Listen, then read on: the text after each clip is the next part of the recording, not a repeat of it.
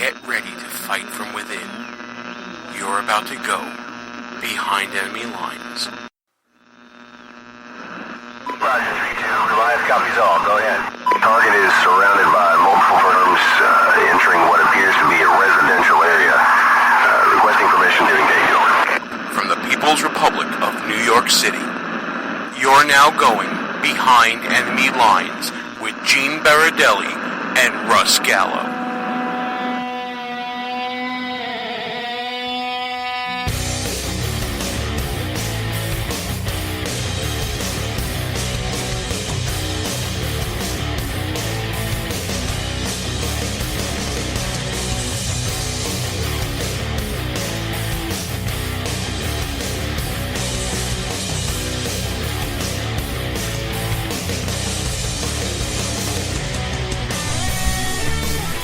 And you are now behind enemy lines. Hey there, how you doing, America? Gene Baradelli and Russ Gallo here with you on a beautiful evening here in the People's Republic of New York City. Russ, how you feeling over there? You look like you're about ready to die right now. I'm a little tired, but I'm glad I'm here. You're battling. I see you fighting through right now. It's good. Fighting through, pushing through. Well, listen, talking about fighting through a show, we're going to fight through this show about the tragic shooting in Orlando, and we're going to analyze it as best we can. And then we're going to go from the depths of despair to a very hopeful story about a group of veterans trying to make a difference. You've heard them on the show before, at Adam and Andrew Marr from Warrior Angels Foundation, talking about their participation in the Warrior Games up in West Point this week. And, of course, the return of my man, my favorite man, outside Russ Gallo, Andre Walker, coming back on the show stronger than ever, pal. It's going to be a great show. We got a lot to talk about. Let's get into it right now, talking about this Orlando shooting. For those of you who've been living under a rock this week, you should know about what happened at a gay nightclub called Pulse in Orlando, Florida, where Omar Mateen, a, let's call him radicalized Muslim, coward, hateful, no good bastard, just made that one up myself, went into the nightclub around 4 a.m., started shooting the place up, called the police and proclaimed allegiance to ISIS before doing it. And instead of a nation coming together regarding the largest terrorist attack since 9/11, the nation is dividing itself into segments of population depending upon political affiliation, sexual orientation, and a host of other categories that we will probably get to during the show. How's that for a summary, Russ? Gene, you are the master of summaries. I am the Cliff Notes of Behind Enemy Lines Radio. Definitely the Cliff Notes. But let's get real. Let's get real for a minute here. Absolutely. By the way, that was a nightclub that this man supposedly frequented once or twice before. According to his ex-wife, which, again, listen, I don't care what race, creed, sexuality, sexual orientation you are. When you're dealing with an ex-spouse, how much can you really believe them? But let's take it at face value right now. His ex-wife proclaimed to the news media that Omar Mateen, this scum-sucking bastard that did this attack, was actually himself a closet homosexual. Well, there you go. So, and we're going to add all this into a cauldron of hate and division and cynicism that is going on in this country right now. First of all, Russ, and this is the first thing that comes to mind because we all think about the way media handles things and social media and all that. Why is there no American flag overlay going on right now on Facebook and other social media? And why isn't everybody saying that we stand as Americans in the face of terror? Why is it being segmented and segregated and separated in the way that it is? Well, you gotta love the left. You gotta love the left and how they slice and dice Americans. They put everybody into their own little compartments. First of all, Gene, the irony here. The irony that Donald Trump, Republican candidate for president, is the champion of the homosexual community, which I always say I hate these words like community, but isn't it ironic, don't you think? It's like rain on your wedding day. On your wedding day, that Donald Trump is the one coming out strong in defense of the homosexual community, while you have the blathering idiots on the left like Hillary Clinton and Barack Obama saying we need to build bridges with the Islamic community. Build bridges where? Over the dead bodies of Americans shot dead in a nightclub? They're so out of touch. How can anyone say that Donald Trump is not right here? How can any homosexual in this country not vote for Donald Trump going into this November? How could they not? You know what? We're having a little bit of a sound issue here, apparently, with the microphones. And I'm trying to see exactly what it is here. So just give me a second here, folks. And we're going to try to figure it out, because everything looks okay on this end. We might just start up the show over, and we're okay. All right, well, look, okay, I'm getting the high sign that we're fine. Never mind. Okay, so I guess we're good. We'll get back to the show right now. 3, 2, 1. So I agree with everything you're saying, Russ.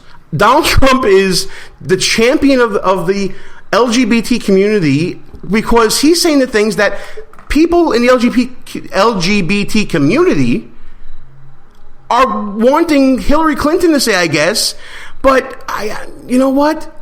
I don't even know what the LGBT community wants, because to me, there is no such thing as one community.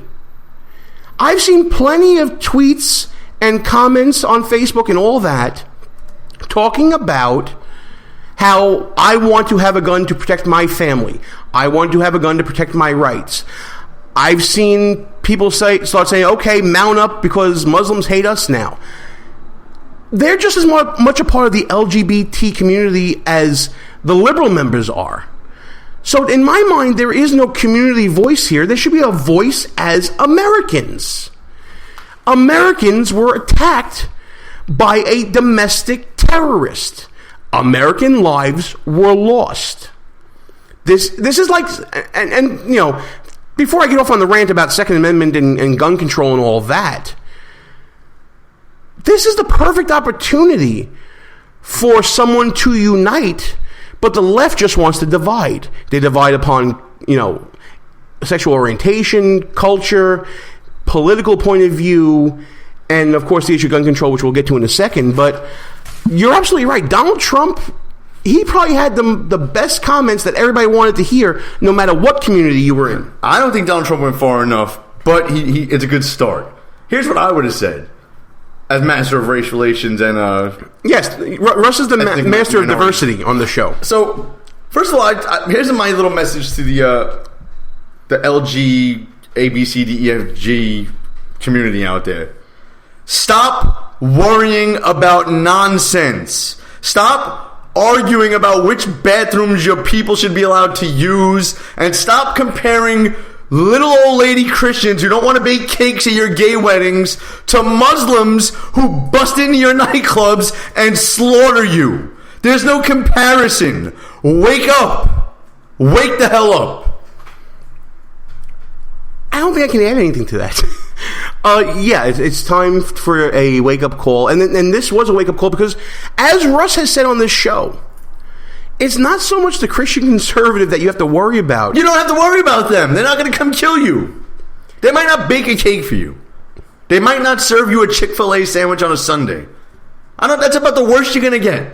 Speaking of which, Chick-fil-A opened up on Sunday to serve food to people who are donating blood for the tragedy down in Florida. Hat tip to Chick-fil-A. Absolutely right. Okay, so you know what? Let's get to the elephant in the room, the meat and potatoes that we always like to talk about here.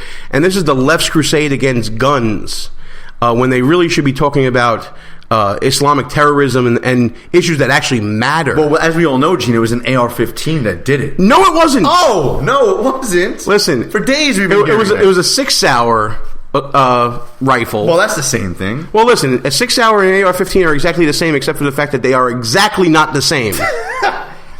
So they got the gun wrong. But let's forget about that for a moment. This is a guy who followed every gun control law on the book, except for one. And that one was the Florida ordinance that said if they're serving alcohol in there, you're not allowed to have a gun. But unfortunately for everybody else in there, they were all law-abiding citizens, but apparently. You know what? Gene, you don't need guns in a bar or anywhere else. The police are there to protect you. Oh, the police got called 3 times before this happened, right? Where were they? And they got there immediately and responded to the shooting 3 hours later immediately. So, I mean, that's it. All you have to do in a case where a madman breaks into a gun-free zone is survive for roughly 3 hours, and then the police will come barging through a wall or a door or a window to rescue you. I don't think that's unreasonable, Gene. I think that anyone should be able to survive against an armed madman for at least 3 hours. Without any weapon on them. Without any weapon on them until the police can get there. I think that's reasonable. I think that's what Hillary Clinton wants and Barack Obama says that we should be able to live with. I think it's reasonable. But let's analyze the gun control laws that this guy did follow. Omar Mateen had a concealed carry license from the state of Florida. Omar Mateen was a licensed security guard that could carry on and off duty. Omar Mateen went through background checks to purchase guns legally from a gun shop in Port St. Lucie, Florida. Omar Mateen was on the government's radar as a known sympathizer of terrorist points of view. He was seen cheering by friends during the 9/11 attacks. He was plotting this out according to family members and contemplating this. And his name was Omar Mateen, for God's sake. I know that doesn't matter. I was just about to add that, but that's sorry. okay. No. Okay, that doesn't matter. It does matter because, listen. No. Janet Smith, 93-year-old lady in a wheelchair, deserves the same scrutiny, Gene. The same scrutiny as 29-year-old Omar Mateen. No, you're a racist. Mateen. Let's get the crackpot's name right. Mateen, whatever, Gene. You're a racist. I'll have none of that on this show. I like that rhyming there. None of that. I'm sorry. I don't know where I went wrong. But the point being, gun control laws would not have prevented this tragedy from happening. Restricting guns, it's being done in Florida. It's happening. Laws are on the books. The background checks happened. When are we going to just start realizing that there is such a thing as evil in the world? Well, he bought his gun at a gun show loophole, didn't he? No, he didn't. Oh, he didn't. No, he went through the background check. Oh, I thought the NRA and the gun hole. Clearly the NRA signed this guy up, delivered him into Orlando, and ordered him to use that gun against unarmed civilians. I see. You know, it had to be that. So I'm trying to understand why Wayne LaPierre is not in jail at this moment for that. Yeah, I mean, the fiercest defenders of that community, supposedly the Democratic Party. I wonder where those voters are going to go now in November. Well, some may go to Donald Trump, like we've been saying, because he had the strongest statements that I saw from anyone. I mean, when you have a president that can't even utter the phrase radical Islam, let alone Islamic terrorism, I'm sorry, but you disqualify yourself from the presidency of the United States if you support that point of view. And Hillary Clinton, aside from actually saying the words Islamic extremism or Islamist extremism, whatever she says, it's the exact same carbon copy here. Look, I'm not one to stand on the death of anyone when it comes to politics. I know Russ Gallo is one to do that.